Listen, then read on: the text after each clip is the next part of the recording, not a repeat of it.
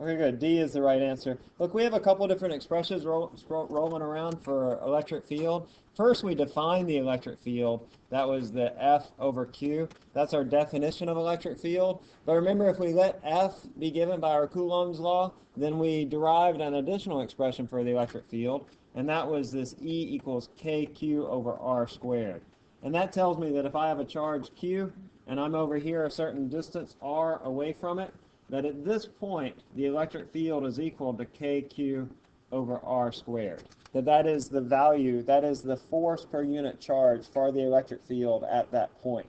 And so here, if I take this expression, KQ over R squared, and I double Q, and I double R, then I get 2 over 4. So my electric field then, by doubling Q and doubling R, is going to be half its original value, or D here.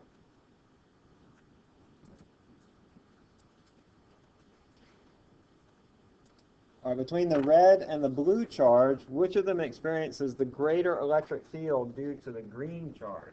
So I'm asking, which of these experiences the greater electric field? This charge or this charge? Which experiences the greater electric field?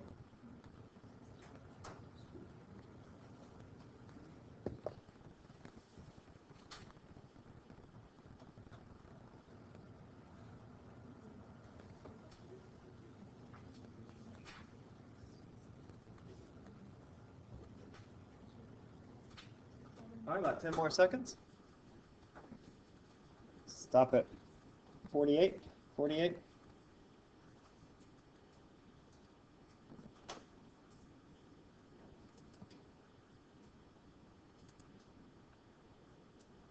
All right, good. Yeah.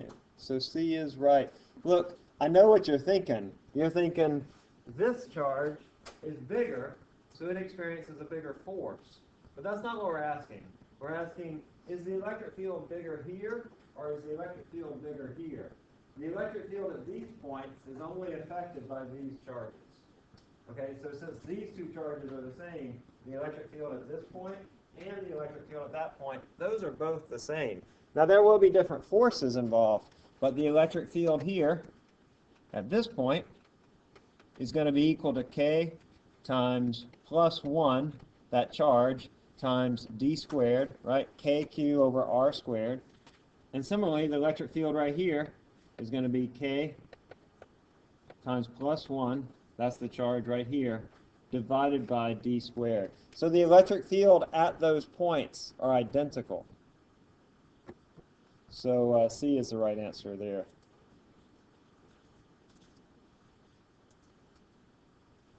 Which one will experience the greater force due to those electric fields?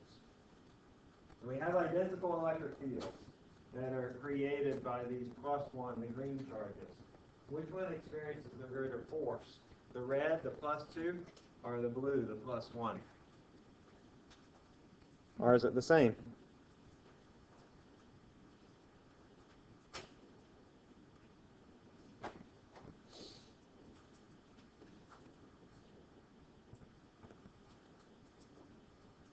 All right, most of you have it right. A few of you don't. Ask around. Make sure that you're in agreement with your neighbor. Ask your neighbor what they put. Did y'all ask your neighbor what they put? You did? You have a neighbor. Abby's really nice.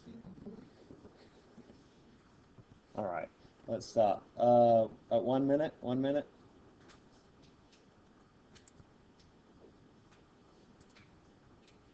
Okay, good. B is right. The one with the bigger electric force is the plus 2 charge. This is like what we had. This is all going back to Coulomb's law too, right? We can think of this in terms of Coulomb's law, that this charge, because it's bigger, will experience a bigger force, just based on Coulomb's law.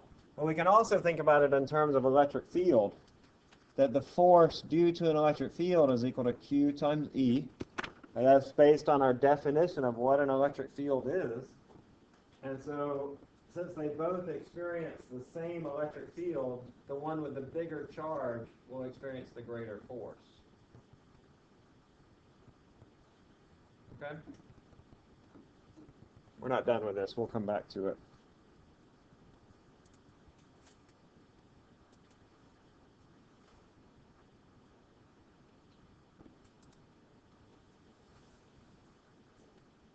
here I have an electric field. It's shown by the arrows. We'll get into field lines and how those work. But the electric field is shown by the arrows, and I have a 4 coulomb charge, and I feel 12 newtons. What happens if I put in a 6 coulomb charge?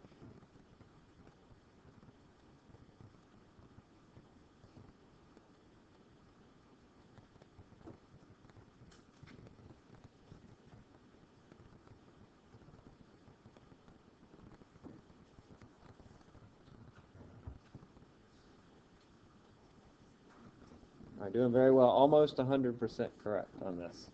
Almost, just a couple of you are off.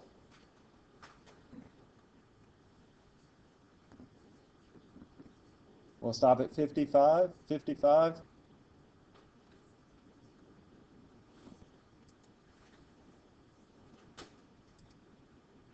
Good. E is right.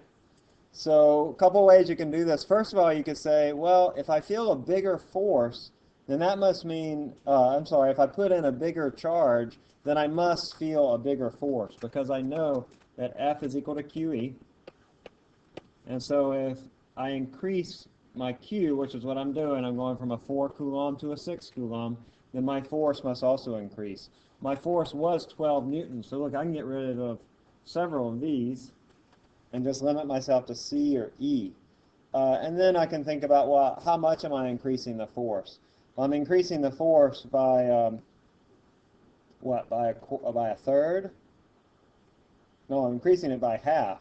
So I'll increase my I'll increase my force by half too. Or if you want to think about it more in terms of the equation, then I would say, well, I got 12 newtons of force when I had 4 coulombs of charge. So therefore, my electric field is 3 newtons per coulomb. So this electric field is 3 newtons per coulomb. Now if I put in a 6 coulomb charge, it's going to feel 18 newtons. So I have F is equal to 6 coulombs times 3 newtons per coulomb. So that'll be 18 newtons. So E is the right answer. So we have some intersecting ideas about Coulomb's law, that F is K-Q-Q over R squared. And our definition of electric field, that's our electric field is a force per unit charge, F over Q. And then also defining our electric field for a single particle, getting rid of that imaginary test particle and just saying, what is the electric field at this particular point? That's that K-Q over R squared. We're going to do some more of that right now, doing some more vector work. Okay? Any questions? Well, we're not done with this, so if it's not solidified in your head, that's fine. All right, I have a question for you. If you're American when you go in the bathroom, and American when you come out of the bathroom, what are you while you're in the bathroom? Oh. I haven't told you that before, have I? She's told me that.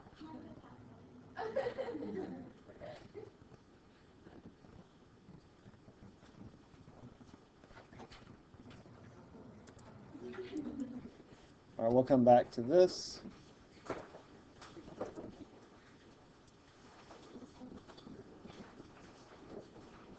Y'all had a good weekend? Had a good weekend? Yeah? All right, let's see. We were dealing with electric fields still. We're at this point, we sort of left off here. And we're going to go through the same process that we did with 2D forces, because you could see multiple problems on 2D vectors. You could see Coulomb's law with 2D vectors, or you could see electric fields with 2D vectors. Really, the math is the same, or you could see both. Well, let's work through another example with 2D vectors. Here I have two charges, a -2 and a +3 nanocoulomb, and I want to know the electric field at this point that's 4 meters to the right of Q2. So what I do here is I draw a picture. I've already done that. I can find the magnitudes of the electric field vectors. When I draw my picture, I also want to include my coordinate system and find the angles. We'll do that next. I haven't found the angles just yet. But the coordinate system is already there, the x and y coordinates. Find the magnitudes Third, I'll resolve my x and y. So any vector that's not on axis, I'll resolve into its components. Fourth, I'll add x and y. So I'll add those x components, I'll add the y components. And then fifth, I'll use my Pythagorean and my tan to find the resultant.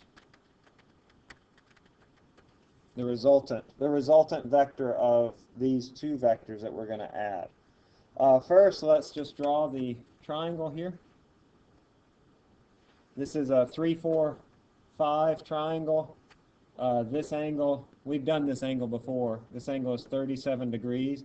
But if you forget that that angle is 37 degrees, you do the tan of the angle theta, or excuse me, the inverse tan of opposite over adjacent, that's 3 over 4, is equal to theta, and that's 37 degrees. Just SOHCAHTOA, right? Remember your trig functions. So that's 37 degrees, and then because I have these two that are crossing, this angle is also 37 degrees. Those two opposite angles are the same. All right, now I want to find my magnitudes for E1 and E2. To find E1 is KQ over R squared. It's 9 times 10 to the 9th. Q is, for E1, is 3 times 10 to the minus 9 coulombs. That's my charge down here. That's that 3 nanocoulombs. Remember, nano is -9. Divided by the distance, which is 5 meters squared. These cancel, 10 to the positive 9, 10 to the minus 9, and I'm left with 27 over 25. Bless you. And that's 1.08 newtons per coulomb. And then I'll do the same thing with E2. It's exactly the same. I'm not going to go through the math, but it works out to be 1.13 newtons per coulomb. So E2 is this vector. I'm just finding the magnitude of it. KQ over R squared, where Q is 2 times 10 to the minus 9, and R is this distance, which is 4 meters. And note you have to square that, just like we did over here. Then we resolve our vector. We'll need to resolve E1. So E1x is 1.08 cosine of 37. And E1y is 1.08 sine of 37.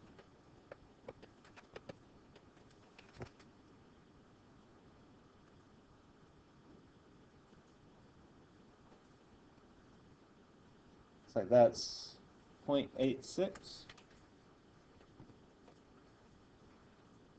and 0.65. Y'all try that. I think those numbers are right. But just double check them and nothing else, just to make sure that you can do them, you know, the mechanics of doing it in your calculator. Y'all confirm those, somebody? Yeah. Okay. The 5 meters. So to find the electric field at this point, E1, that E1 is the electric field due to this charge, because this is Q1. That's what the 1 means. So it's KQ. K is that constant. Q is this charge, 3 times 10 to the minus 9, and then R is this distance. And it's a 3, 4, 5 triangle. That's why it's 5 meters. Square root of 3 squared plus 4 squared, that's equal to 5. Are those numbers correct? Make sure in your calculator, if they're not coming out correctly, that you might be in radian mode. In fact, you haven't calculated this semester? No, you don't need a calculator. So you should just leave your calculator in degree mode. That's all you'll need it in this class. Okay, so we have drawn the picture in the coordinate system. We found the magnitudes. We've resolved our x and y components. Now we're going to add our x and y components. I like to redraw my coordinate system at this point, just to make sure that I'm clear on what all is going on here. E2 is in this direction. It has a value of 1.13 newtons per coulomb. E1x is in this direction, it has a value equal to 0.86. Look, I knew that it was in the positive direction because of the way that I drew E1 up here. So I'm going back to my initial picture. And remember, E1 is in that first quadrant because this is a positive particle. And if I want to know the direction of the electric field at this point, I imagine a what there? What do I pull out of my back pocket? Right, my positive test charge. And I put it there and I ask myself, what direction is the force that this positive test charge experiences? And then the electric field is the same direction as that force. And then E1y is 0.65. And I know that because, again, of how I drew E1, that the y component is in the positive y direction. Okay, so now I can add the x components. Sum of the electric fields in the x is going to be 0.86 minus 1.13. Doing a little vector math there, and I get 0.27, actually negative 0.27. And then EY is just 0.65. So I'm left now with a vector that has negative 0.27 in that direction and 0.65 like that. My resultant vector will look like this. I want to know this angle, phi, and I want to know the resultant, the length of that hypotenuse of that triangle. We'll call it just E. E is the magnitude of that vector, square root of 0.65 squared plus 0.27 squared. That's 0.7. And then also the angle phi is the inverse tan of 0.65 over 0.27. You should try that, but I get 15 degrees above the negative x. If I wanted to express that angle in the normal way, which is from the positive x, what would that angle be? If instead of expressing it as 15 degrees above the negative x, I could express it as what angle from the positive x-axis? 165, right. I would just say 180 minus 15 to find that angle that's from the positive x-axis. And those are the answers. Being careful, right, with how we express those angles, because on a multiple choice test, I'll have several options. I got 67 for the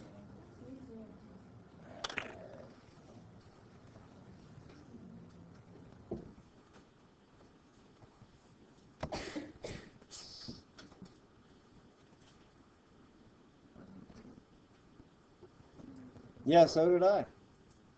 Where did 15 degrees come from? Yeah, so it's not 15. Thank you, Garrett, at all. 67 degrees above the negative x-axis. Or that would be, what, 113 from the positive x. I'm not sure why that is. I guess I just made a mistake. No, seriously, like I make mistakes all the time. I don't know if y'all know this. Did y'all know that about me? What?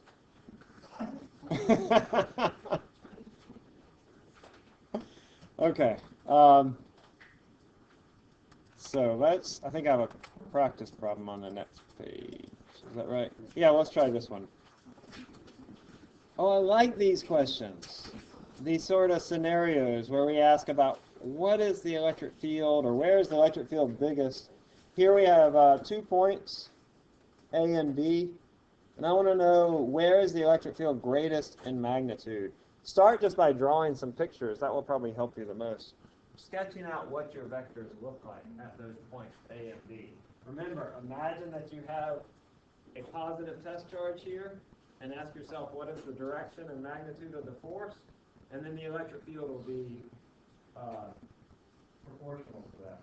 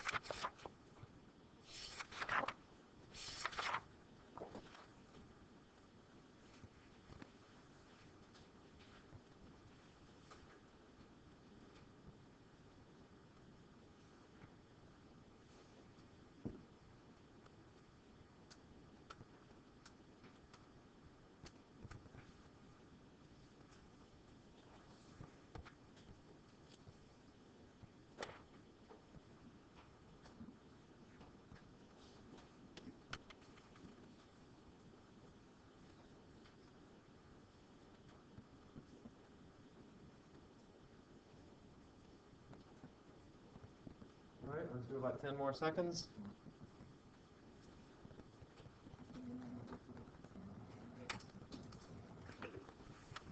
Stop at 158.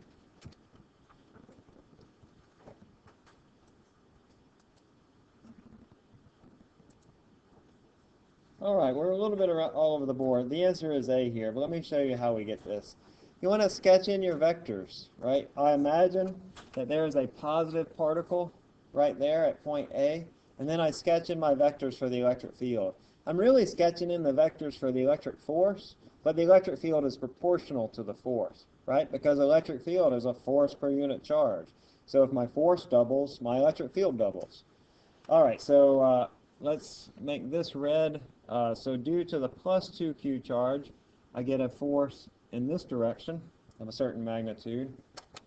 And the minus 4q, well, it's also going to be in this direction. It's going to be twice as big. Right? It's twice as big.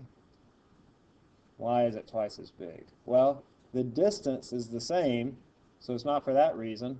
It's because the charge is twice as big. That the minus 4q is twice as big as the plus 2q. And so the force and the field are both twice as big. Now over at B, due to the plus 2q charge, I get a really tiny force, or a really tiny electric field. Why is it really tiny? It's further away. In fact, it's, what, twice as far away?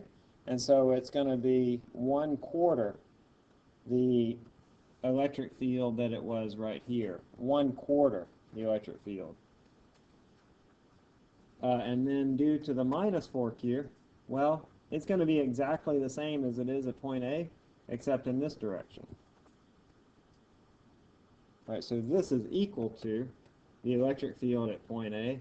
This is equal to 1/4 the electric field at point A due to the plus 2q charge. All right, so you see how the vectors line up?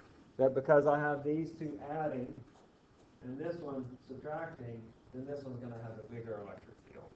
I like those types of questions for the test. You'll certainly see some like that. We've already seen some as it regards to Coulomb's law. You'll probably see some for this as well. All right, let's look at electric fields. I think most of you already had the electric fields lab, so you've at least been exposed to that.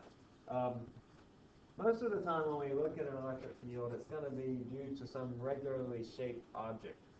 Most of the time, it's just going to be a couple of particles that we're dealing with. We use calculus to determine the net electric field. In fact, when I was an undergrad, this is like one of my favorite things to do, to calculate the electric field due to regularly shaped objects and irregularly shaped objects. It's actually a really nice application of calculus. We'll do it here just in a very simple way. Say that we wanted to know the electric field at the center of this ring. Right? I have a ring of charge surrounding this point in space. What I would do is I would break it up into little bitty pieces. Right? Mathematicians call those differential elements. That's the dt or the dq or the dx that you did in differential calculus. It's a little bitty piece of something. A little bitty piece of time, a little bitty piece of distance, in this case, a little bitty piece of charge. And then you ask yourself, what is the electric field at each point? So due to this point, my electric field is down and in that direction. Due to this part of charge, it's in that direction. And then all around, it looks like that. And as I go around, I'll find that the electric field, because of the symmetry of the situation, that the electric field looks like this. Now, electric field vectors are add up. So what is the net electric field in this case, at the center of the ring? It's 0, right. So the net electric field, adding all those things up, the sum of all those electric field vectors is going to be 0 newtons per coulomb. What we've done there is we've done calculus, right? We've done that the electric field is equal to the integral of k dq over r squared. That's all we've done there, except we've done it in a graphical way, where dq here represents each individual part, and an integral, that's just a fancy way of saying a sum. I'm adding up all these little parts to get the total electric field. An integral is just a summation. A derivative is finding the slope. But an integral is just adding up numbers. All right. Let's look at some properties of electric fields and how we use field lines to describe them. Michael Faraday invented field lines back in the late 1800s to help us describe and think about electricity, and it's still the way that we think about how we can move charges around in space and how we describe the electric forces. In fact, fields we use a lot to describe all sorts of forces. We really only talk about electric fields in this class, but we use it in gravitational fields as well. All right, so we use electric field lines to show the electric field, and they're related to the electric field in a couple of ways. First of all, the electric field is tangent to the field line.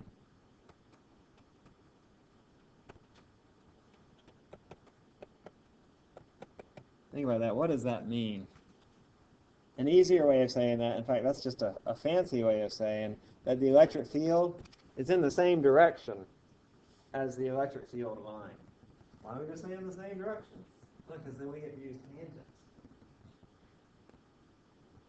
Hey, where are you headed? Oh, I'm going down to the library or whatever. Hey, I'm tangent to you. The library. Let's go. Like the public library, not the library. Okay? The electric field is tangent to the field line. And the density, or excuse me, the magnitude of the electric field is given by the density of the lines. Or is proportional to, let's write that, is proportional to the density of the lines.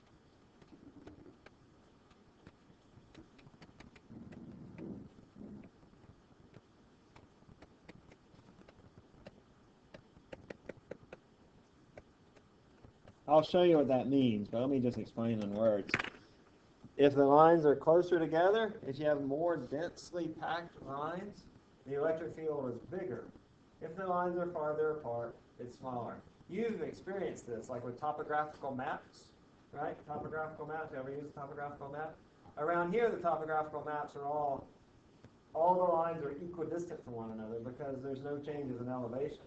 But if you have a lot of mountainous areas, when you have changes in elevation, you see that the lines are really close together. And that means that you have a large change in elevation. So similar here, when we have density of lines changing, it denotes an increase or decrease in the electric field. We're not going to do the PET simulation. You can. You do that in the lab. So if you're not in the lab, I encourage you to go check this out. You can play around with electric fields, but I'll show you the basics of what we need to know for this. Fields lines emanate outward for a positive charge and inward for a negative charge. So they look like this for a positive charge, and they look like this for a negative charge. And if you don't believe me, if you don't believe that that's what the electric field looks like, what are you going to do? How are you going to test the electric field? You what? Pull out your imaginary charge, reach past your right hand, and put your imaginary positive test charge right here, and you ask yourself, what is the direction of the force that this imaginary positive test charge feels? It feels a force in the same direction as these electric field lines. I didn't lie to you. Like the field lines, they really do come outward. Because your imaginary positive test charge felt a force that was away from the charge. And then similarly over here, what is the direction of the force? Up or down? For a positive charge and a negative charge, they're attracted, right? And so the field line is up, just like the force is. So you always use your positive test charge to determine the direction of the electric field. And we do that here too. So these are just some basic rules. Okay, at point A, the field lines are closer together. They're more dense.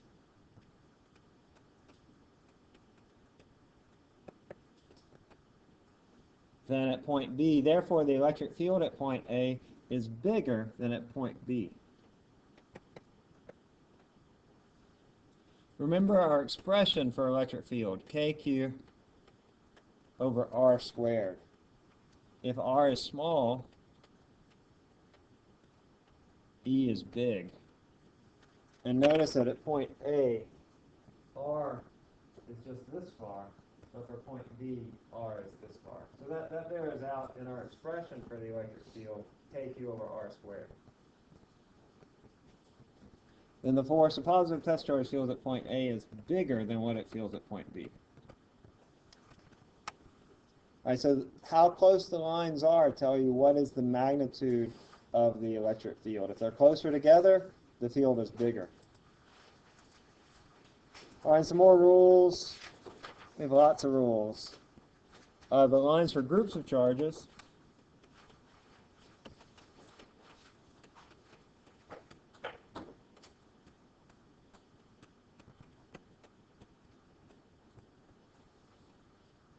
Begin on a positive charge and end on a negative charge.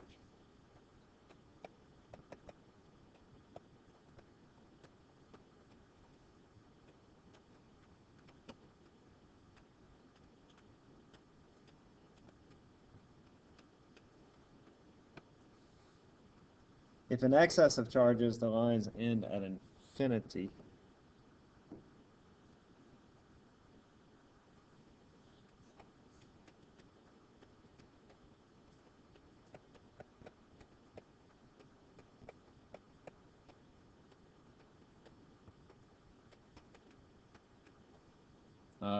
Sorry, I'm running out of room for space 1. I'll show you what this last little statement means in just a second. I'll draw a picture for you. For statement 2, rule number 2.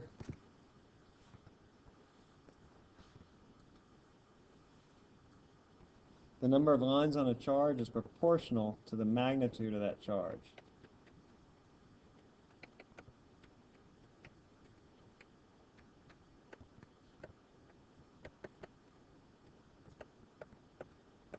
Proportional to the magnitude of the charge. And then finally, field lines don't cross.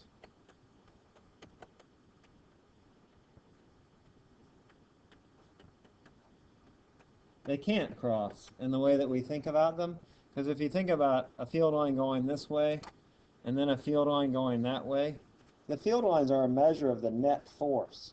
And if they were to cross, it would tell you, I have a net force, which is the sum of all the forces. I have a net force going in that direction and a net force going in that direction. And you can't really have a net force going in 2 different directions. That doesn't really make any sense as to what that means. You can have forces going in different directions, but you can't have a net force, the sum of all the forces going in different directions. All right, so we just don't get field lines that cross. I took a class, I'm in seminary, I'm working on MDiv, and I took a class over the break, and I found a new way to take notes, and I think I would try it out on y'all. It works pretty well, or maybe y'all can just try it, I won't do it. But I just leave out all the vowels. And it works really well. Like as you're going back, you can really read what you've written. You don't need the vowels. Vowels, they're just not that important. Like just with the consonants, you can figure out what the words are. Y'all try it. Huh? No, you get used to it. You just try it out. Like in some of your, where you have to take a lot of notes, history or whatever, try leaving out the vowels. What? It's very confusing, yes. Some vowels you have to leave in, like the word I, for example. If you left out those vowels, well, what you got? You got nothing. So, let me show you some examples. If you've been in the lab, you've seen this. But if I have a plus Q and a minus Q, my field lines start on the positive charge and end on the negative charge. They look like this. Here I have equal numbers of charges on either side, so I have the same number of lines on each side. I have 3 lines on the positive, 3 lines on the negative. Notice that if I put a charge, say that I put a charge, say a plus Q right here, it would feel a force that was really big due to this charge, and a smaller force that's due to that charge, and so the net force on that would be in the same direction as the electric field. That's what your electric fields show you. They show you the net force on a positive test charge. And so this black arrow and the blue line are in the same direction at that point. Because fields show you the force per unit charge for a particular test charge. Now, if I have an unequal distribution of charges, like in this next one, where I have a plus 3Q and a minus Q, let's go back to our things. Well, first they begin on a positive and then on a negative charge. That's what we have here. The number of lines on a charge is proportional to the magnitude of Q. So here the Q's were equal, at least in magnitude, so they had equal numbers of charges, equal number of lines.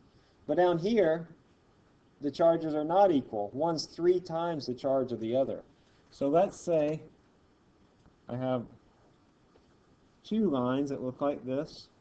How many more lines do I need to draw on the 3Q charge in order for it to be correct? How many more? Not 2, no. I need what multiple of lines on the 3Q charge as I have on the Q charge? I need 3 times. So I need a total. I have 2 drawn to the minus Q. That means I need 6, right? I need 6 lines. So I draw 4 additional lines.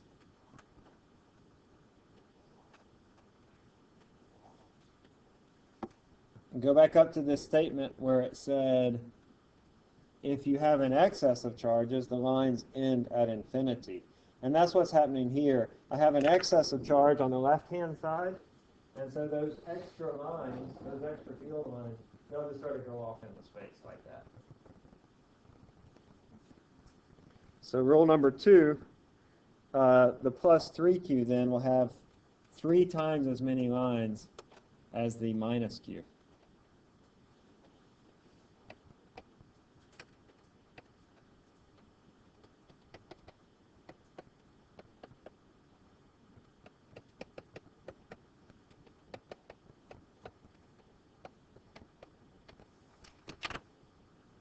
All right, because it has 3 times the charge, it has 3 times the lines.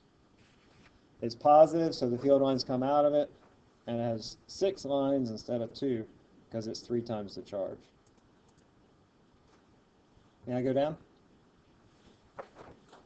Are y'all writing vowels? Don't write vowels. You're taking too long. What's the only difference in the two letter group vowels? Well, context. So like house and has. Context. A house has a lot of vowels. You have to leave some of them. I don't know. Listen, if you have 2 charges that are both positive, they'd look like this. I'd have electric fields that come out of that one,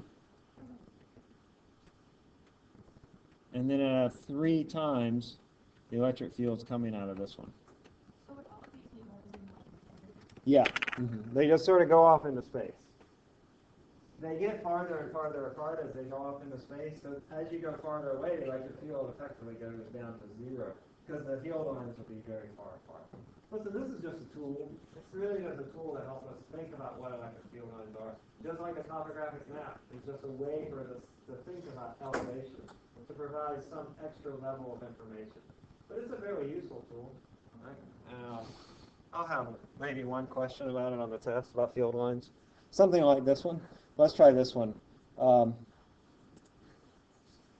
This figure shows 2 charges and their electric field lines.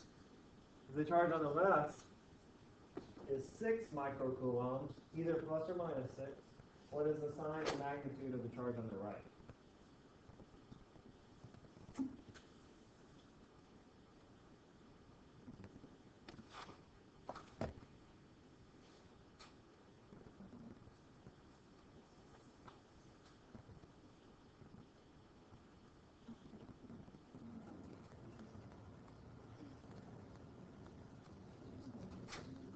Is your homework assignment due tonight?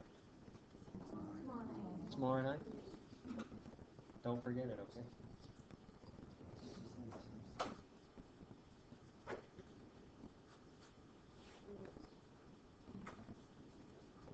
All right, let's try to wrap this up. About 1:05, about 8 more seconds.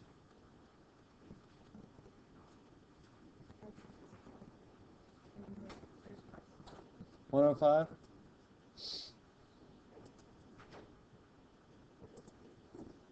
Okay, B is right. First of all, let's think about the signs. I know that this one is negative. It has to be negative because the field lines are going into it. I think that was rule number 1. And then I'm told that it's -6. And so that means this one has to be positive. So since that's one positive, I can get rid of this, this, and this. And now I want to ask, well, is positive what? Is it going to be bigger or smaller? Well, it has more field lines, so it has to be bigger. So it has to be something bigger than -6. Oh, so that rules out that. It just goes to 12. But by how many more field lines does it have? Well, over here I have 1, 2, 3, 4, 5, 6 field lines. And over here I have 3, 6, 9, 12 field lines. So it has twice the number of field lines, so it has twice the charge. It just so happens in this one, it doesn't always have to be the case, that this had 6 field lines and 12 field lines. That's just a coincidence. Like I could have said that this was 3 coulombs, and then this one would be what? If this charge was 3 microcoulombs, what would this one be? 6 microcoulombs, right? So the number of field lines is not necessarily the charge, as it was in this case. Okay, let's finish up that clicker. We just had like one more, I think. And then we'll do some practice problems from the old test.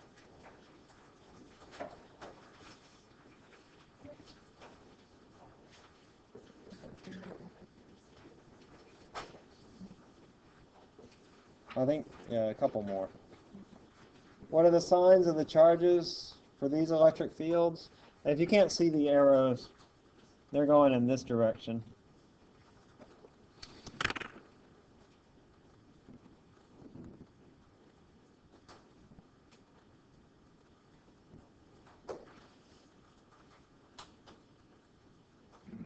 Did I tell you all the Will Smith joke? I did? Oh. The Will Smith joke? You know, the French one? Oh, yeah. All right, so a few more seconds.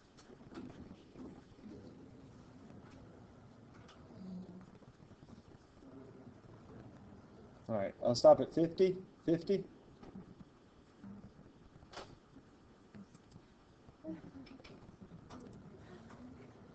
Good job. B is right. This one's negative because the lines are going in, and this one is positive. The lines are emanating out from that. I think that was rule number 1. I was making lunch for my daughter this morning, and she likes like cheese quesadillas, cheese pie we call them.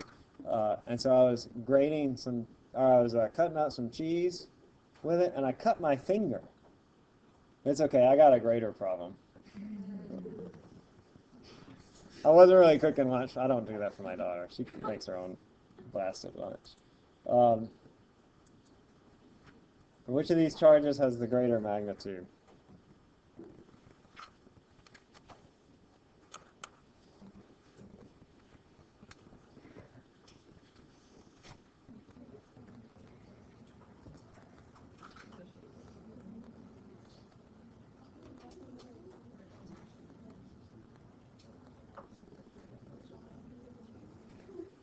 All right, just a few more seconds. Let's stop at 32.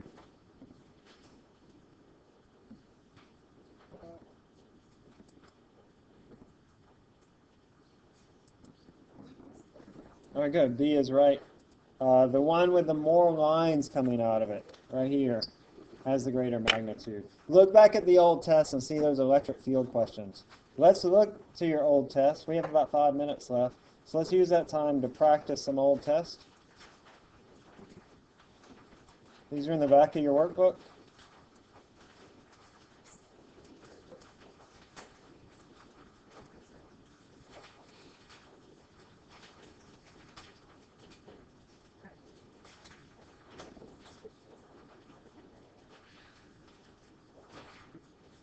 Let's do number 11. We have time. Yeah, we have time for that one. Number 11.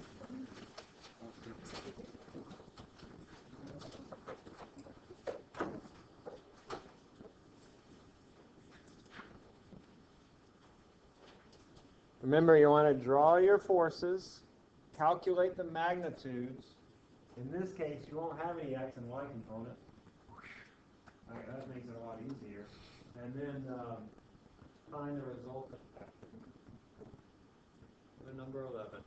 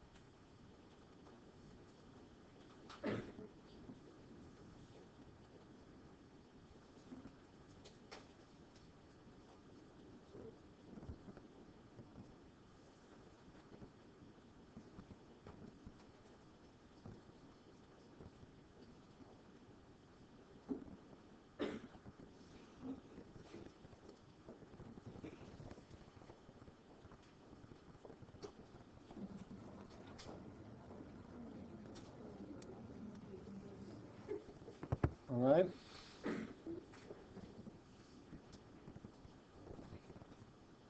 do about another minute, or 30 seconds or so. We're only going to do the next one. You know, we're not going to do it here in class, but if you just try the next one.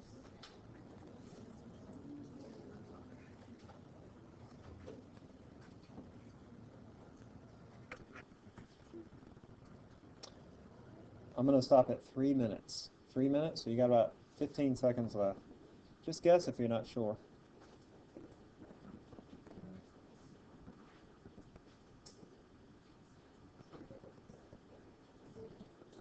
Five more seconds.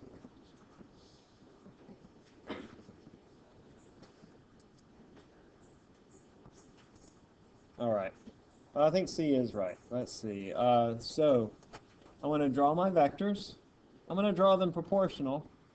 So they look like that. One's twice as big as the other. And now let's calculate the magnitude of this electric field. This is going to be 9 times 10 to the 9th, 1 times 10 to the minus 9, divided by 3 squared. And I get a lot of cancellations out. So I get that cancels with that, and that cancels with that. So the electric field there is 1 Newton per Coulomb. Then the electric field over here, what's it going to be? Yeah. No, because here, you're thinking electric fields, like the field lines, but this is the electric field vector. And imagine a positive charge here. It feels a force that's attracted towards that, and so the electric field is also attracted. Oh, you're talking about up here. Yeah. You're right. Okay? Let me erase that. So this electric field, if this one is 1 Newton per Coulomb, this one is 2 Newtons per Coulomb. And then if I want to know the resultant, it's going to be equal to the square root of 2 squared plus 1 squared. The square root of 5, which that was C. All right? You have a great day. I'll see you Wednesday. Remember, there's no class on Friday, and you have an assignment due tomorrow. Likely, I'll give you another homework assignment that will be due on Friday, or at least a reading.